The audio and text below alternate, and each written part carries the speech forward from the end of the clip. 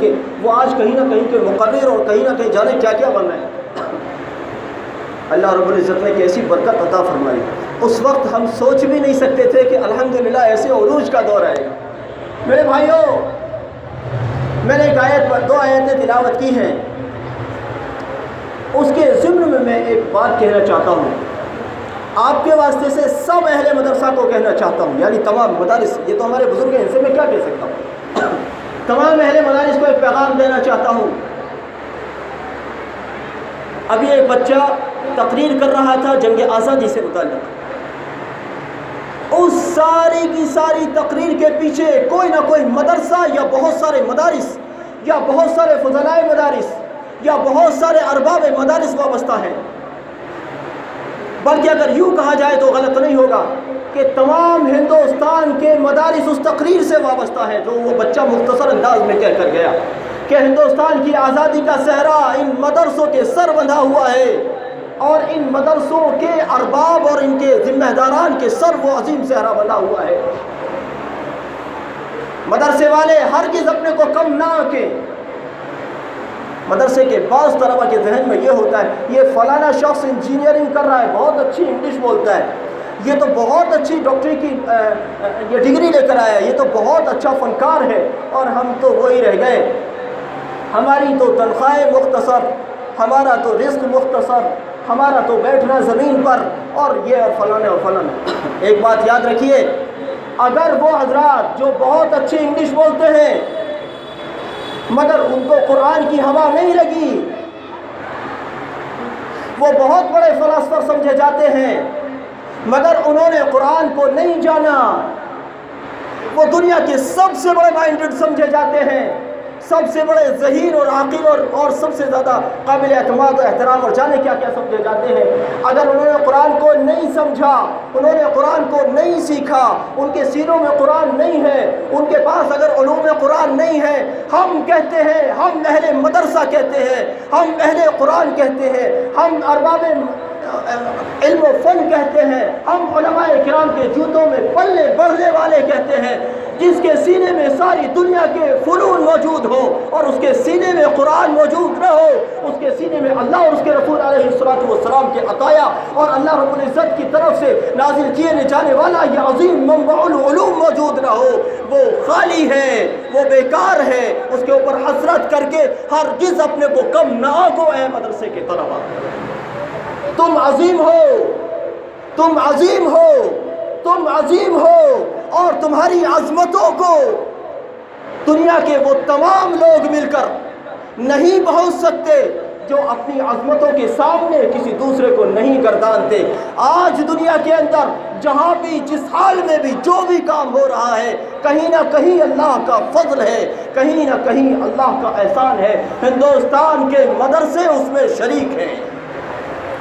اور ہندوستان کے مدرسوں میں جہاں جو کچھ کام ہو رہا ہے ان میں کہیں نہ کہیں ہر ایک مسلمان الحمدللہ بالخصوص ہندوستان کا مسلمان کہیں نہ کہیں شریک ہے۔ کل مجھ سے ایک صاحب ایک اعتراض کر رہے تھے کہ آخر مدرسے والوں کا چندے سے تعلق کیوں ہوتا ہے؟ میں نے انہیں ایک جواب دیا، مدرسے والوں کا احسان ہے یہ تمہارا چندہ لیتے ہیں، ہرگز یہ نہ سمجھو کہ تم احسان کرتے ہو مدرسے والوں کو 10-20 روپے دے کر، یہ ان ارباب مدارس کا احسان ہے تمہارے اوپر کہ یہ تمہارے عطایا کو قبول کرتے ہیں۔ کیا صورت ہے؟ میں نے اپنے بزرگوں سے جانا ہے کہ جب دارالعلوم دیوبند کا قیام عمل میں آ رہا تھا، ابتدائی مراحل کے بعد جب ثانوی مرحلے میں دارالعلوم داخل ہوا، ہمارے اکابر اعلیٰ درجے کے متوکل، ان کے توکل کا میں کیا بیان کروں گا، میں طالب علم، میری کیا حیثیت ان کے توکل کو بیان کر سکوں، ایسا عظیم توکل، وہ حضرات توکل کے ساتھ مدرسہ لے کر بیٹھ گئے، اور انہوں نے ہرگز چندے کی طرف ذہن نہیں دوڑایا تھا کہ ہم چندہ بھی کریں گے، ہرگز ان کا ذہن اللہ رب العزت کی طرف سے ایک عظیم رہنمائی ہوئی، اور اس رہنمائی میں گویا یہ اشارہ ملا کہ یہ جو تم نے ایک عظیم کام شروع کیا ہے، اس عظیم کام کے اندر پوری قوم کو شریک کرو،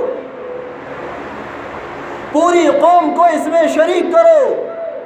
پوری قوم کا عذاب، پوری قوم کا وبال تاکہ ختم ہو. جب ساری قوم اس عظیم ادارے کے اندر، اس عظیم مشن، دارالعلوم دیوبند کوئی مدرسہ نہیں ہے، دارالعلوم دیوبند کسی چہار دیواری کا نام نہیں ہے، دارالعلوم دیوبند ایک مشن کا نام ہے، ایک تحریک کا نام ہے. اور یہ جو مدارس ہیں یہ اس کی شاخیں ہیں. کہا گیا کہ ساری قوم کو اس میں شریک کیا جائے تاکہ ساری قوم اس سے بہرور ہو، ساری قوم اس سے فیضیاب ہو. اب مشورہ کیا گیا ہے ایسا کیسے ہو سکتا ہے؟ ساری قوم نہ مولوی بن سکتی ہے، نہ ساری قوم کے پاس اتنی صلاحیت ہے کہ ساری قوم یہاں کر تدریس کرے، نہ ساری قوم کو یہاں معمار بنایا جا سکتا ہے کہ آئیے یہاں تعمیر کیجیے. پھر کیسے ہو؟ مشورہ یہ طے پایا کہ ساری قوم کا پیسہ یہاں لگایا جائے تاکہ کسی نہ کسی صورت قوم کا ایک ایک فرد اس میں شریک ہو. آج اللہ کا فضل ہے، ساری کی ساری قوم بالخصوص مسلمانان ہند کا اس میں لگ رہا ہے کچھ نہ کچھ. اور وہاں جتنا بھی بڑا کام ہو رہا ہے، آپ کہتے ہیں ساری دنیا میں کام ہو رہا ہے، بے شک ساری دنیا میں کام ہو رہا ہے. میں ایک روز مدینہ منورہ مسجد حرم کے اندر بیٹھا ہوا تھا. ایک وہاں کے طالب علم جو غالباً الجزائر سے تھے، وہ اردو ہندی انگلش کچھ نہیں جانتے تھے، بس عربی میں ان سے میری گفتگو ہو رہی تھی. اب وہ الجزیرہ سے تھے. میں نے ان سے کچھ پوچھا، انہوں نے مجھ سے کچھ پوچھا. میں نے ان سے کہا میں الحمدللہ میں دارالعلوم دیوبند کا فاضل ہوں. انہیں ہرگز مجھے تعارف کرانا نہ پڑا کہ دارالعلوم کہاں ہے. یہاں تک بھی تھا کہ وہ دارالعلوم دیوبند کے عقائد تک سے واقف تھے. اور پھر میری ان سے عقائد پر گفتگو ہوئی اور انہوں نے مجھ سے بھی کچھ سوالات کیے. میں نے بھی ان سے کچھ سوال، ایک علمی گفتگو جو ہونی چاہیے دو علماء کے درمیان، میں ان سے علمی گفتگو کر رہا تھا. یہ سارا فیضان میرے عزیزوں، دنیا کو ایک بہت بڑا پیغام مدرسوں اور مدرسے والوں نے دیا ہے. اگر آج ہندوستان کے اندر مسلمان نہیں، میں مسلمانوں کی بات نہیں کرتا، اگر مسلمانوں کے علاوہ غیر قومیں بھی اگر سکون کا سانس لے رہی ہیں تو اللہ کا فضل ہے. وہ چاہے قبول کریں یا نہ کریں، وہ تسلیم کرے نہ کرے، وہ مانے یا باغی بنے، لیکن ان کے اوپر بھی، ان کے سکون کے سانسوں کے اوپر بھی مدرسوں کا احسان ہے. اگر مدرسے نہ ہوتے اور مدرسے تحریک نہ چلاتے تو ہندوستان کا مسلمان کہنے کی پوزیشن میں نہیں ہوتا. ہندوستان کا ہندو اپنے کو ہندو کہنے کی پوزیشن میں نہیں ہوتا. آج جتنے کرسچنز ملک کے اندر پائے جاتے ہیں وہ باہر سے آنے والے کرسچن نہیں ہیں، عام طور پر ہندوستان کی پیداوار ہے اور یہ انگریزی کوششوں کا نتیجہ ہے. اگر وہ یہاں ٹکاؤ رہتے تو پھر جتنے لوگ آج اپنے کو ہندو یا اپنے کو مسلمان کہتے ہیں، بڑا محال ہوتا کہ وہ اپنے کو ہندو یا اپنے کو مسلمان کہتے. لہذا اگر کوئی یہاں مسلمان بن کر جی رہا ہے تو، اور اگر کوئی اپنے کو ہندو سمجھ کر کہتا ہے تو، اور اگر کوئی اپنے کو سکھ یا کچھ اور سمجھ کر کہتا ہے تو، وہ سمجھے یا نہ سمجھے ان کے اوپر ان مدرسوں اور مدرسے والوں کا احسان ہے. تمہارے مذہب کو ہم نے تحفظ دیا ہے، تم مانو یا بغاوت کرو، تمہارا مذہب ہندوستان میں محفوظ ہے. اللہ کا شکر ہے تمہارے مذہب، تمہارے مذہب والوں پر ہمارے اکابر کا احسان ہے. ورنہ وہ یہاں حکومت کرنے نہیں آئے تھے، وہ تو یہاں سے تمہارے مذہب کی جڑوں کو اکھاڑنے آئے تھے. ان کا مقصد یہاں اپنا تخت شاہی قائم کرنا نہیں تھا، وہ چاہتے تھے یہاں سے اسلامی سلطنت زوال پذیر ہو اور یہاں عیسائیوں کی سلطنت قائم ہو. اور اس کے تحت انہوں نے جتنے بھی دن یہاں پر حکومت کی یہی کام کیا، اسی کے پیش نظر کیا. اور ہمارے اطراف و جوانب کے شہروں میں، یہاں تک کہ سکندرآباد تک میں بھی ان کے باقیات آج بھی موجود ہیں. ان کی حکومت اور ان کے مشن کے باقیات آج بھی موجود ہیں. دور جانے کی ضرورت نہیں ہے، آپ کے سکندرآباد میں موجود ہے، محفوظ بھی ہے اور موجود بھی ہے. وہ چاہتے تھے کہ آپ کی مسلمانیت کے اوپر ڈاکہ ڈالیں، وہ چاہتے تھے کہ ہندوؤں کے ہندوتو پر وہ ڈاکہ ڈالیں، وہ چاہتے تھے ہندوستانیوں کے مذہب کو ان سے چھین لیا جائے اور ہندوستان کو اس طرح سے، جس طرح سے اسپین کو مسلمانوں سے ہٹا کر، یعنی اسلام سے ہٹا کر خالص سارے ملک کو انہوں نے بدل کر رکھ دیا اور اسلام پر پابندیاں عائد کر دی. یہاں بھی انہوں نے پابندیاں عائد کی. مدرسوں کو کم آنکھنے والوں کی آنکھوں کو کھل جانا چاہیے، تعصب کا چشمہ اتر جانا چاہیے. تاریخ کے اندر خرد برد ہو رہا ہے، تاریخ کو خرد برد کر کے اس کا ملیا میٹ کر دیا گیا ہے۔ لیکن اگر تاریخ کو صحیح معنوں میں دیکھا جائے، میں نے ایک ہندو رائٹر کی ایک تاریخ آزادی سے متعلق ایک کتاب پڑھی ہے، یعنی اس کے کچھ حصے پڑھے ہیں، کتاب تو تھوڑا ضخیم ہے، اتنا مقبول نہیں مل پاتا، اس کے میں نے کچھ حصے پڑھے ہیں، ان حصوں سے میں اس نتیجے پر پہنچا ہوں، آپ بھی پڑھیے۔ بھارت میں انگریزی راج اگر کسی مسلمان کی لکھی ہوتی تو یقیناً آپ کی طرف سے ہمیں یہ کہا جاتا کہ یہ مسلمانوں نے اپنی پسند کا قلم چلایا ہے، لیکن یہ اللہ رب العزت کے کرم کی بات ہے کہ اس کا رائٹر کوئی مسلمان نہیں ہے، اور جب وہ کتاب انگریزی دور میں لکھی گئی تھی تو اس پر پہلے انگریز نے پابندی عائد کی، اس کے بعد اس وقت کے مسلم اور غیر مسلم، خصوصاً گاندھی جی کے سفارشوں اور ان کی کوششوں کے ذریعے سے وہ سرکاری خرچے سے چھپی، پھر بعد میں چل ایسی تبدیلی ہوئی ہے، اور آج بھی وہ سرکاری کتاب کی حیثیت رکھتی ہے، 3 جلدوں میں، آپ بھی پڑھیے، بڑے انصاف کے ساتھ ان غیر مسلم رائٹر نے لکھا ہے، اور انہوں نے سارا کا سارا صحرا اللہ کے فضل سے مسلمانوں کے سر باندھا ہے، اور مسلمان اس بات سے ناواقف نہیں ہے کہ مسلمانوں نے جو جنگ آزادی لڑی ہے، مسلمانوں کی ایک سرکردہ جماعت جس کو جماعت علماء کہتے ہیں، مسلمانوں میں بھی اس سرکردہ جماعت نے جنگ آزادی لڑی ہے، اور ان علماء میں بالخصوص وہ ہمارے اکابر جو دارالعلوم دیوبند یا نہج دارالعلوم دیوبند یا فکر دارالعلوم دیوبند سے جڑے ہوئے ہیں، ان اکابر نے جنگ آزادی کو لڑا ہے۔ اگر آج محترم، اگر آپ سیٹ پر بیٹھے ہوئے ہیں، آپ سمجھیں نہ سمجھیں، آپ احسان منائیں یا احسان کی فراموشی کریں، آپ پر کہیں نہ کہیں ہمارا احسان ہے، برجستہ کہتے ہیں، علل اعلان کہتے ہیں، پورے فخر سے کہتے ہیں، اللہ رب العزت کی ذات عالی کا شکر بجاتے ہوئے کہتے ہیں، آپ چاہے جس منصب پر بیٹھے ہیں، ملک کا چاہے جتنا بڑا منصب ہو، الحمدللہ اس منصب پر مدرسوں والوں کا احسان ہے۔ مدرسے والے بگل نہ بجاتے، تم تو پیدائشی غلام ہو، تم تو ان کے جوتے چاٹ رہے ہوتے، اور تمہارے بس کا نہ تھا کہ تم ایسا کچھ کر پاتے جو الحمدللہ ہمارے اکابر نے کیا۔ اس لیے اے ارباب مدارس، آپ ہرگز کم نہ آ کے اپنے آپ کو، آپ بوریوں پر بیٹھنے والے ہو، چاہے آپ اللہ رب العزت کی کتاب کے حامل ہو، اس کو رات اور دن اور صبح سے شام تک، چاہے اس کی گردان کرنے والے اور اس کی آیات کی تلاوت کرنے والے اور اس پر اپنی پوری جان اور اپنا سب کچھ لگانے والے ہو، آپ یقین رکھیے جو لوگ تخت طاؤس پر بھی بیٹھتے ہو، حالانکہ آج تخت طاؤس کو لوگ جانتے بھی نہیں ہیں، تخت طاؤس پر بھی بیٹھتے ہو، ان کا مقابلہ، یعنی وہ مقابلہ نہیں کر سکتے۔ ہمارا یہ عقیدہ ہے، ہمارے اکابر تشریف رکھتے ہیں، یہ ہمارے اخلاق کی اصلاح فرما دیں گے انشاءاللہ اگر ہم کہیں غلطی کریں گے۔ ہمارا یہ عقیدہ ہے تخت طاؤس پر بیٹھنے والا شخص بھی اگر اس کے سینے میں قرآن نہیں ہے تو ایک عام سے بوریا نشین طالب علم کے مقابلے میں ہمارے سامنے اگر تخت طاؤس پر بیٹھنے والا شخص آئے اور اس کے مقابلے میں ایک عام سا طالب علم آئے، اللہ کی قسم اگر ہمیں دونوں میں سے کسی کا انتخاب کرنے کو کہہ دیا جائے کہ دونوں میں سے کسی ایک کے پیر دھو کر پیو، میں اللہ کی قسم کھا کر کہتا ہوں یہ میرا عقیدہ ہے، میں اس میں ہمارے رسول علیہ السلام کے قدموں کو دھو کر پیوں گا انشاءاللہ، جس کا تعلق قرآن سے ہے اور اس سے آگے نکل میرے بزرگوں، سورہ قدر کی دو آیتیں میں نے پڑھی ہیں، اللہ رب العزت نے لیلۃ القدر کو، لیلۃ القدر کا مقام کیسے عطا فرمایا؟ اس کا تعلق قرآن سے ہے، اس کا تعلق قرآن سے ہے، لہذا ایک عام رات 1000 مہینوں سے پہلے، خیر من الف شہر، 1000 مہینوں سے بہتر قرار دی گئی۔ اللہ رب العزت نے قرآن کو وہ مقام عطا کیا ہے کہ اگر کوئی شخص گاؤں سے نکل کر، جہاں اذان اور نماز کا اہتمام نہیں ہوتا، جہاں کلمہ اور نماز کو جاننے والے لوگ نہیں بستے، جیسا میرا ایک بستی سے تعلق ہے، میں بہت ایسی بندر بستی سے تعلق ہے، سب میرا اساتذہ اکابر جانتے ہیں، وہاں میں مرکز میں بہت کہا کرتا تھا جب میں یہاں رہتا تھا، 11 سال تو مجھے ہو گئے یہاں چھوڑے، میں کہتا تھا بھائی ہم غریبوں پر رحم کھاؤ، اللہ کے واسطے وہاں کبھی جایا کرو، ہماری مدینے پر رحم کھاؤ، وہاں کے لوگ بغیر کلمہ اور نماز کے مر رہے ہیں، وہاں کوئی اذان کہنے والا نہیں ہے، وہاں کوئی نماز پڑھنے والا نہیں ہے، آج بھی میں نہیں جانتا کہ وہاں کوئی ایک آدمی بھی رہتا وہاں پر کوئی ایک آدمی بھی نماز پڑھنے والا ہے، میں آج بھی نہیں جانتا۔ اتنا برا حال اس بستی کا، اتنا برا حال اس بستی کا،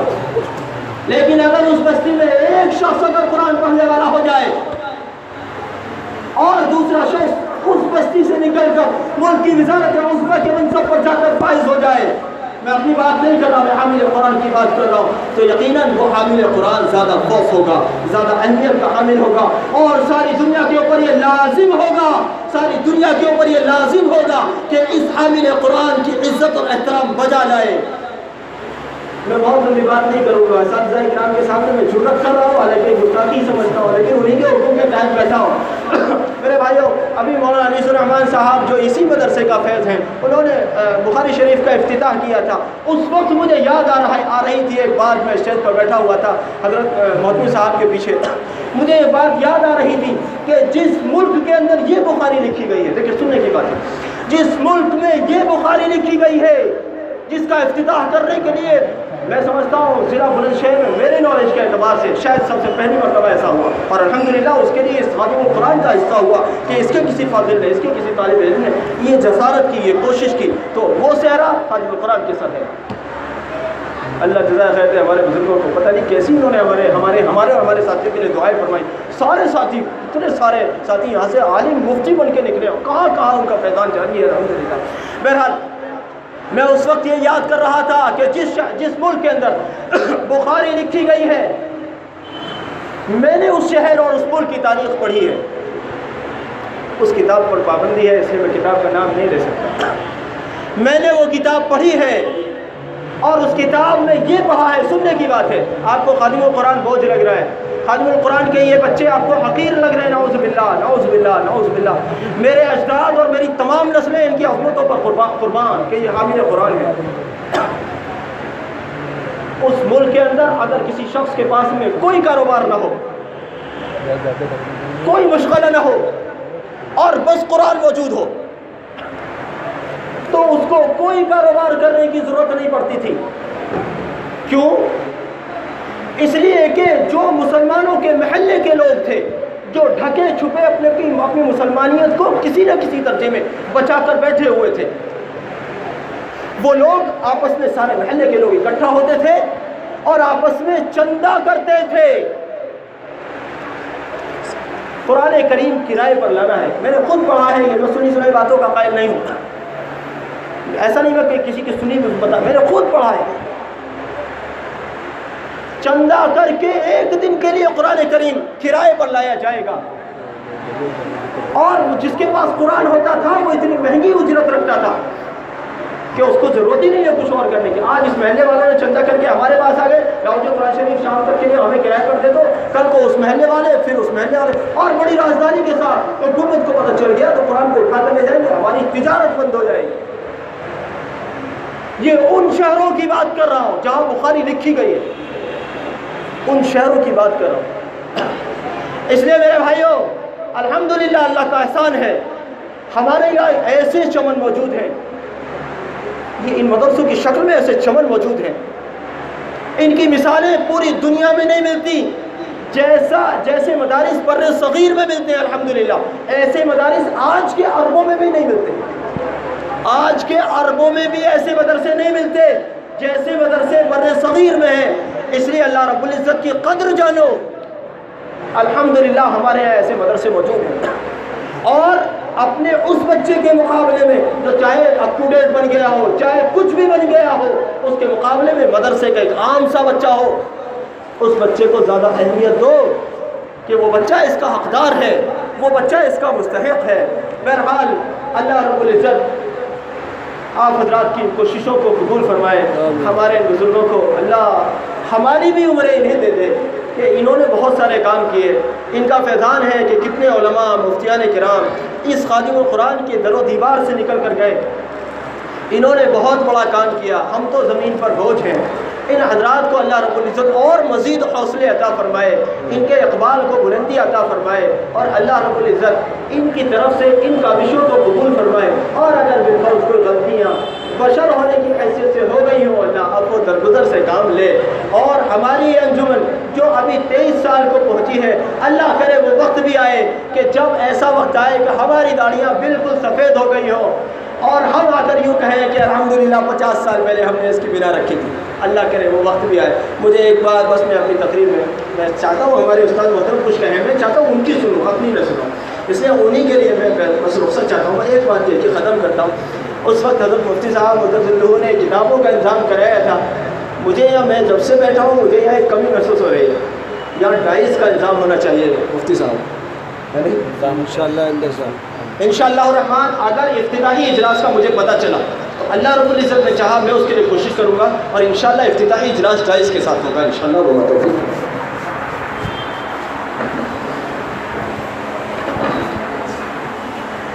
ماشاءاللہ اللہ رب العزت میرے اس رفیق محترم کو جزائے خیر عطا فرمائے